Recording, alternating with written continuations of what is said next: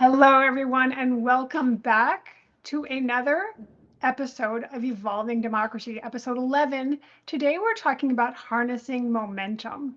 I'm here with my good friend Joni. My name's Christy, and we're going to be talking today about how to keep the enthusiasm going, how to keep moving forward in an environment that's sometimes tricky, and sometimes we run into stumbling blocks, but we want to keep going because, well, we have hope and we have the sense that things are going in the right direction. But if we pause and take too long of a time to come back to moving things forward, things could get stalled.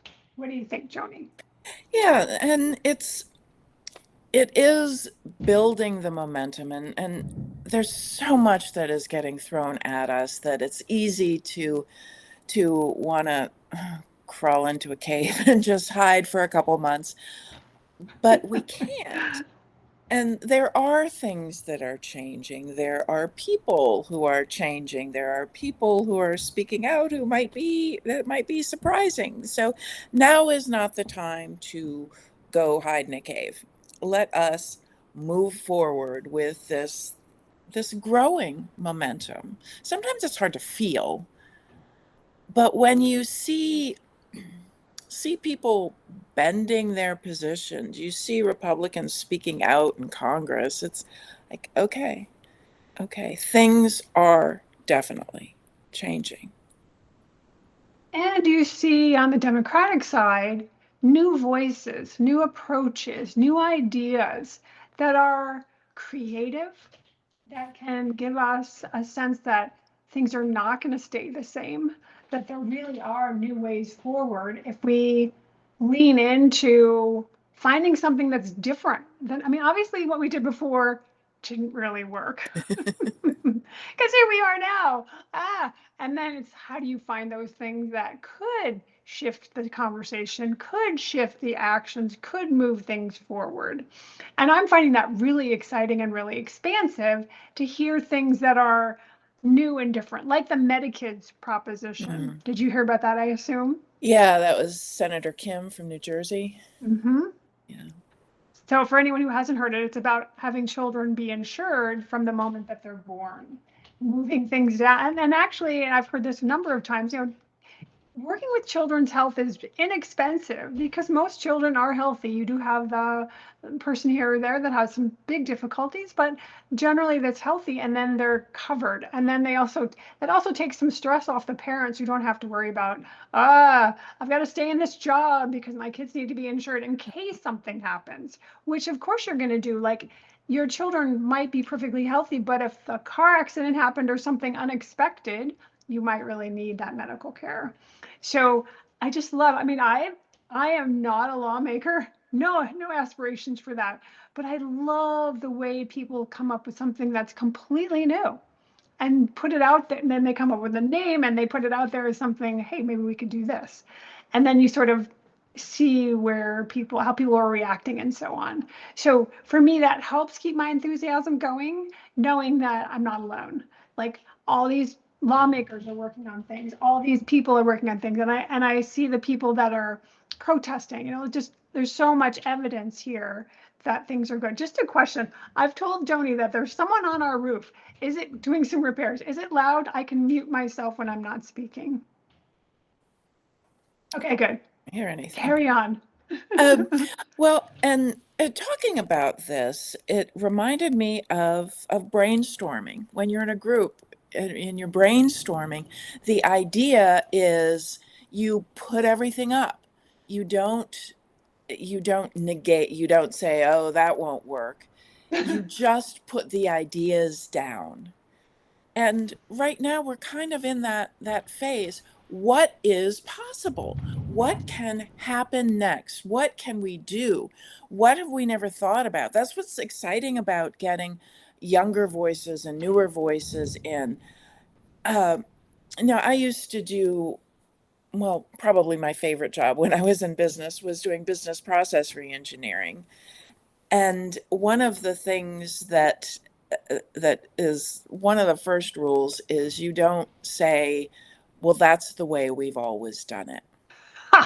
That's a great phrase to throw out right now. Yeah, because in BPR and business process reengineering, you're talking to people, and sometimes they don't know where the processes came from. It just evolves.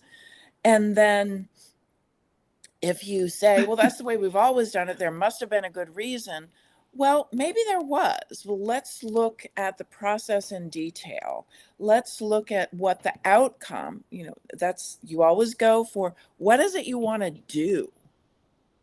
And you start with the end. What do you want to do? What do you want to see? And with the MediKids, we want healthy kids. We want parents who don't have to worry about healthcare so that they can get their children to the doctors instead of having to ration healthcare because they don't have the money. And I think everyone agrees that healthcare in this country is messed up. And if this is a way to explore, it's not this is the ultimate and this is the end and this is what we need to do. It's an idea. It's a revolutionary idea for this country, and we want more ideas. We're brainstorming. What can we put up on the board? And I smile because, you mentioned brainstorming, which is very different than doomstorming. Like, how many ways could we be doomed? Like, we can be very creative about that too. Our minds want to create things and make stories and so on. But this way, it's like this freedom and this liberty and this expansion of like, all right, we could, if we start from scratch, what could we do? If we start from nothing, what could we do? And move from there. And your story about, your thing about this is the way we've always done it reminds me of the old story of a woman who always cut the end off her pot roast. And her child was like, why do you do this? I don't know. Well, because grandma's pan was too small. And so like the reasoning has been lost for why we do things sometimes. And if we can get out of that mode of like, oh, well, I can count on this because this is something that's always been this way. And that actually brings me to part of what we were motivated to do for this particular conversation is to start sourcing our wants from another place, if that makes sense. So that's the bottom up kind of thing, or the let the voters decide. Like this is a new paradigm, and I love it. Well, and that reminds me of a story I heard this week about DC foster kids. And you may have some awareness of the foster system. Kids age out of foster care. And in DC, well, in a lot of places, they're given some money, they're given some transitional assistance, and then, you're on your own. And part of with foster care is they don't want to necessarily cut the ties to the biological parents. It's complicated and every situation is different. So foster kids who had aged out of the DC system worked with lawmakers to develop what they call the SOUL Act. And in this act, they were looking at the needs of the kids based on the people who actually live this experience and said, what else can we do? What would have made it easier for you? And part of it was basically choosing trusted adults that may not necessarily be your biological parents, and they become part of your team. They can become the people that you turn to for financial advice, for other kind of help, without severing your ties to your biological parents, which is part of the issue. And it came from the people who had that lived experience. And doing that across the board with all of the things that happens in government, I can say from my experience working BPR in business, though the people who are in the trenches, who are doing the work, who have the needs, if they become part of the solution, you'll find streamlines, you'll find issues that you never thought about before, because they're looking at it from a whole different perspective than someone swooping in and saying, here I am to save the day. I can solve this problem for you. That makes me think about the fact that we have an interesting way in which we define experts, because the people that have had the direct experience are the experts on their experience. First of all, what's happened for them personally, but also they have a window into the system that other people don't have. And we've kind of talked about this in other ways before, but someone on the outside looking in is not going to have the same feelings, the same thoughts, the same experience, the same fears, the same concerns, but also the same joys in having, oh, it just felt so good. The idea of having a team, doesn't that sound lovely? Rather than, hey kid, you're on your own. Good luck. Have fun storming the castle. Here's $1,000 and we'll see you, never. Bye. Like, but to think that there's still support and there's still a framework and there's still a foundation. Wow, some scaffolding to hold things up. Thank you very much. So an expert might say, oh, this is just something we can throw money at. Whereas someone who's having the experience is going to want that care and that sense of being looked after. That's very connecting and very supportive and very loving. Even though it's not necessarily super overt, it's still like, oh, someone's got my back. Like this is good. This is very good. And Ben says, imposing your solution on someone instead of asking what solution they want.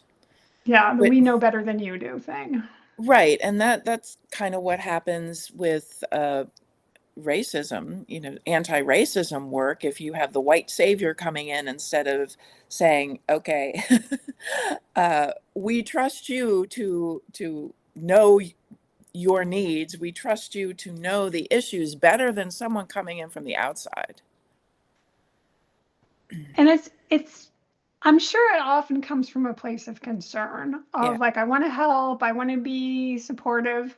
And it's harder. We all know this. It's harder to sort of step back and not be the one that goes, oh, I want to stop feeling uncomfortable. Let me fix this. And be like, I want to be supportive. How do we fix this in the most compassionate way, in the most inclusive way, in the most, aware way, so that the people feel held instead of ramrodded into something they really, really don't want, but they don't really have any choice. I think that helplessness starts coming in when people feel like, I'm not going to have a choice anyway, so I'm just going to roll over and give up. And this way, this empowers them to say what they want. And empowerment is such a big part of what we talk about here, because that's what we're up to, because this whole thing can feel so disempowering. And there's another comment. It happens in personal relationships too. And so if you can think about how it might happen in your own life when you've wanted to solve someone else's problems, and based on my experience, doesn't always go well. Doesn't usually go, almost never goes well. Yeah, so it's you learn how to release that and let the people who have their own lived experience be the ones in charge, be the ones leading the pack.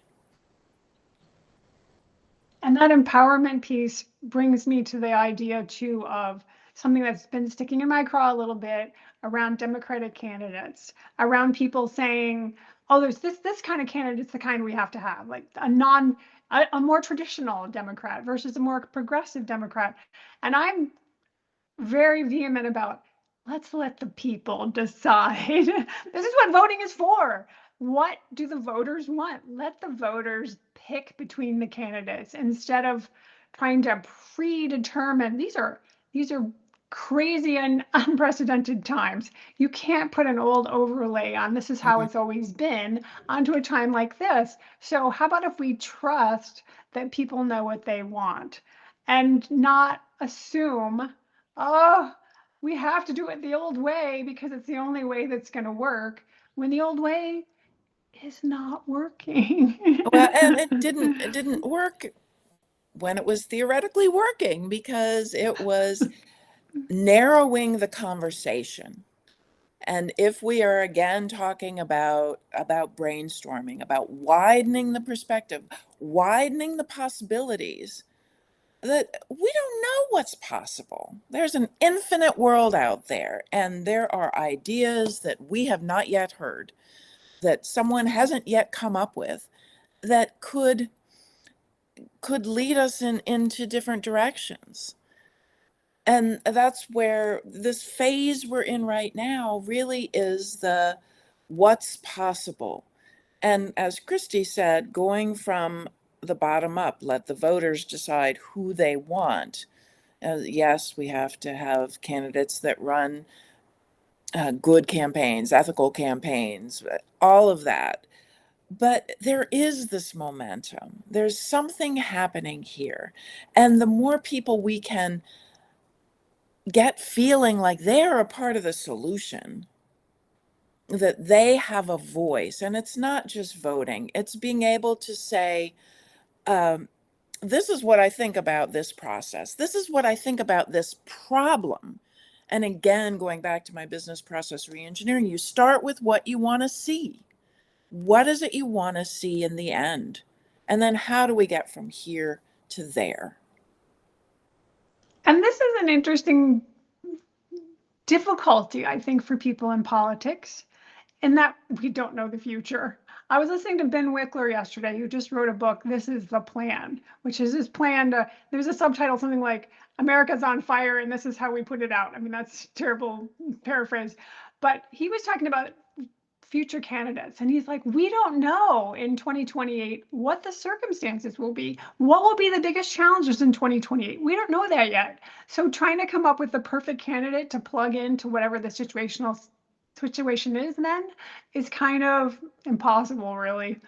But our minds, of course, love to look into the future and come up with solutions and so on. But we know what's going on now.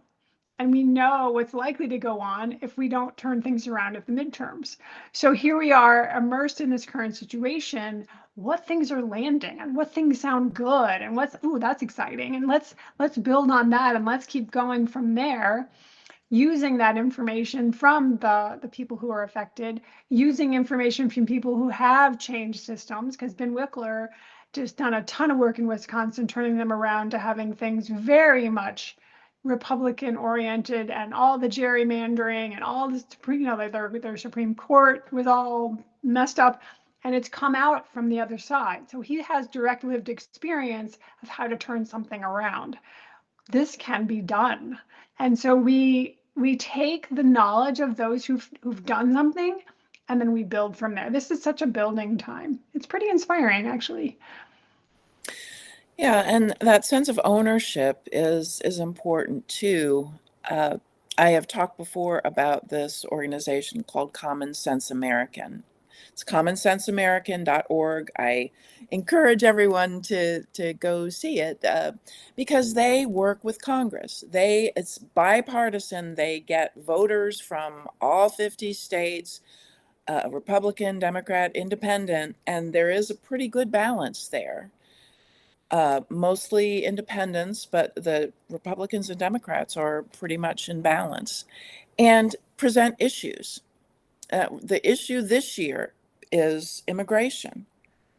And I did whatever they call it, their issue thing where you're supposed to, it's a survey, but it's like an hour long survey to do it.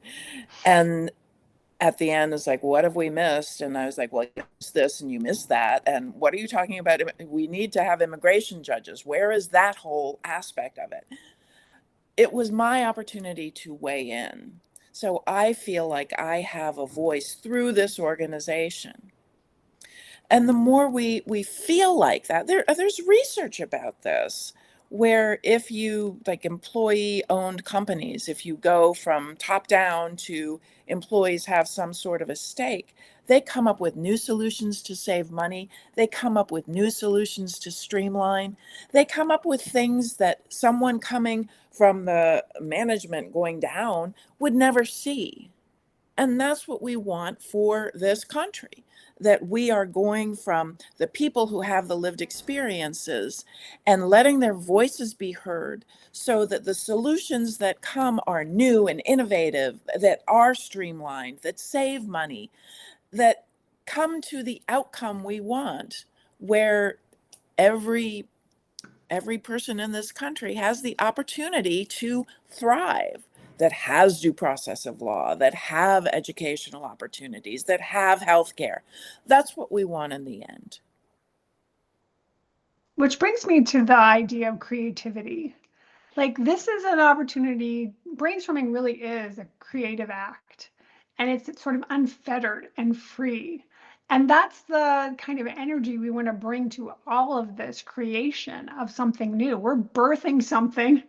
Yes, it feels like we're birthing something.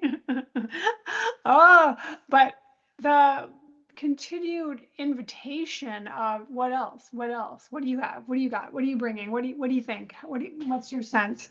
That really helps people feel that they can expand and be, I don't know, more nimble, more able to adapt to change. You know, we humans generally don't like change. Heather Cox Richardson was talking about Susan Collins in Maine. People will probably vote for her because they don't like change. Some people will vote for her just because, like, she's our guy, she's our person. So we're just gonna keep doing that. But if there's a motivation for doing something differently, and then being able to be like, oh, like that actually was a good thing to get rid of someone who's so MAGA. So this uncomfortableness with how we are right now also translates into an uncomfortableness with change. But so many of us know, oh, thank goodness we did that change, whatever it is, because, oh, look, it's so much better on the other side. So this whole thing of fear and love is coming up for me again. You know, can we lean into where there's more love and expand into being kind to ourselves when it's hard, and then being kind to others when it's hard for them, and collectively being more compassionate and kind to each other. Yeah, and in the helping people express their lived experience is also the sense of curiosity. Like, if someone is part of this system or part of whatever it is, the issue that's at hand, just being curious about what they think and what they've done and what doesn't work and why is it, what about it is hard. If you say, why is it hard, that could seem like it's demeaning. Well, it shouldn't be that hard. You know, what's wrong with you? But what Right. about it is hard? Because anything that has bureaucracy is going to be hard in some way, shape, or form. That kind of question I find really beneficial. I actually use that in my Akashic Records readings at times to say, what do you find hard about that? Like, where does it feel stuck? Where does it feel challenging? Where does it feel difficult? And people tend to really suddenly go, oh, like they get out of the generic hard and they go, oh, actually, this is the pain point. This is what's really uncomfortable. How can I be with that part as it hopefully resolves and moves out into space, being more expanded and less intense, rather than it just feels hard and overwhelming. You know, I think it helps both the listener and the speaker to be heard and to lean into what is, you know, that question, and then to articulate it can create some transformation right there, where they go, oh, you know what, this is really the part that's hard. And now they can go forward and speak to others about, this is where it really feels difficult. And that might be the way in for a solution bringer or a brainstormer to say, this is where people are reporting that it's hard. Can we pull that apart? Can we make that softer? Yeah, and that the interviews and talking to real people with about their real experience, that's so critical to this whole thing. And if you keep the image of of brainstorming, whenever you've done brainstorming, it's everything. If you think about a big whiteboard, there are no wrong answers in brainstorming. They're just potentials. And it's interesting because in politics, it seems like there's a really strong tendency to say this is the right answer and this is a wrong answer. Mm-hmm. Whether it's a policy decision, whether it's a candidate decision, whether it's gerrymandering, I think the district should look like this. Well, I think they should look like this. This goes back to one of your premises, this sense of certainty, this sense of like, I have all the answers and it's like this, and this is how it is, which we love as humans, even though human frailty, so often we're actually wrong when we do that.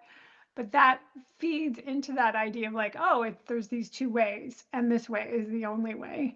And I love that brainstorming then brings in, what if there's another way? Or what if there's a combination of ways? Or what if there's a way that we've never, ever imagined that was so different? I think that's why the word socialism, this democratic socialism phrase is scaring people, because they're saying, we want big changes. And while on the one hand, we don't necessarily like what's going on, big changes sound scary. And yet, what are we getting every day with this regime? Big unwanted changes. Dun, dun, dun, dun. Yeah. Yeah. And so we are, even though we crave certainty, it's uncertain. Everything that's going on now is uncertain. And it is scary. Sometimes I have to consciously calm myself because I start thinking the worst, which tends to happen in the middle of the night. I'm not sure why, but in the middle of the night, it's like there are monsters under the bed. But we can also think about the good possibilities. Where are our anchors? What keeps us personally steady? And it's love. It's love. It's the connections that we have. It's people. It's not things, and it's not institutions. That is some sort of wish list that we can be safe if we have a whatever gilded Oval Office, for example. But our safety does not come from the outside. It comes from within. It comes from our sense of love. It comes from our sense of connection. It comes from our sense of possibility that we can, yes, there are real fears in the world. There are scary places and there are scary people. But when we are with those we love, it doesn't seem as scary. Absolutely. And if we can befriend those monsters, we created them and we stuck them under the bed. So can we be with the fact that that's something we've come up with, but we can also come up with a way to soothe it, a way to tell ourselves it's going to be okay. We're going to figure it out. We're going to find our people and we're going to work with them and be with them. And there will be moments when they're stronger and there's going to be moments when we're stronger. And there's going to be times when we have more faith. There's going to be times when they have more faith. And we just keep going together. Together, together, together. We talk about this a lot, this togetherness, this we,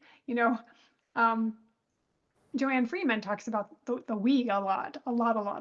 And but it does help so much. Even us coming together once a week to have these conversations, we're less alone. We're less in our house thinking the monsters are there day or night that might come out. And yeah, so if we remember that we have human frailty, that it is normal to some extent to feel fearful, to not know what's going to come next and so on, there's also this resilience and this empowered sense of community. And this is where this momentum and enthusiasm idea came from for today of like, let's keep going, we've got this, let's keep going, bit by bit by bit by bit. That we will come out to a better tomorrow. And with our own feeling of momentum, we can help those who might be feeling less momentous at the moment, and bring new people into this wave, a wave of possibility, that on the other side, and there will be another side, that there will be something far better, far more humane, far more loving, far more fair. And with that, let's put love into action together. See you next time. Bye. Thanks for coming.